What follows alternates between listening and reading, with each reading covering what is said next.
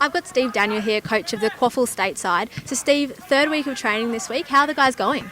Look, they're coming along really, really well at the moment, which is terrific. So we're really happy with the squad that we've picked, and the boys are showing that at the moment with the way they're training. I thought our last session down at Labrador was super impressive, and we're really lucky too. We had Jason Cotter come down and speak to the boys just about wearing the state jumper and how important it is that that we really give it our best shot that we can. Yeah, and obviously one of the key challenges for you is getting the guys to gel. How have they gone with that? Look, that's always a hard one, but at the moment I'd like to think that they're really, getting to know each other really, really well. We try to emphasise that through our training and what we do. Yeah, and a few additions to the squad since the original list came out. Who are those? Look, at the moment we've added a couple more that we just thought might be able to help, because we've been hit a little bit by injury, unfortunately, which does happen.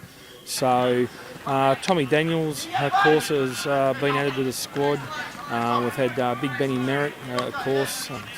Yeah, and there are a couple of guys, as you mentioned, like Josh Brown, Jesse Derrick, those guys who have had to pull out. That's right. How much of a hole does that leave in the side? Look, for Jesse Derrick, he's a super player. I was lucky enough to be involved and coach Jesse with the Queensland Country State side, and look, he's terrific. So, look, that's really disappointing. Losing Ryan Davey, of course, because of work commitments is disappointing, but that's what it is. That's what it brings us, and it throws us footy, and we believe we can find other players to take their places, and it gives them an opportunity. I suppose the thing that I get a little frustrated about all the time is when everyone talks about Victoria and their ex-VFL and ex-AFL, but there's a reason they're playing in the VAFA now, is because they're not good enough at VFL or AFL levels. And I believe, some players in that we're picking are just going to be as exciting as what the boys from Victoria will be. So I'm really looking forward to it. And one of the guys on your side that does have a bit of VFL and some AFL rookie list experience is Paul Shelton, who you guys have picked as your captain as well. Has he been a standout early? Oh, look, he's just been an absolute, the perfect individual, I call him, the way he goes about his football. I had met Paul before this program got going, and from the moment I met him after our first session, I was a little bit down and probably thought it could have been a little bit better. And the way he come to me and he actually rang me, and he's just very passionate and wants to do so well in this particular game, and I'm the same, and we just we hit it off, and Lakey speaks so highly of him, and I can see why.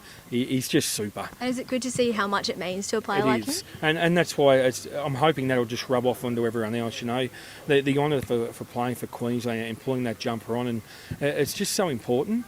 The first night I probably thought that the boys got down there and they just lost that little bit of, I suppose, drive and spark to which, they could quite easily be wearing the Queensland Guernsey, and I felt we didn't train like it, and the boys didn't really look to me at the first night that we really didn't realise the importance of playing for Queensland.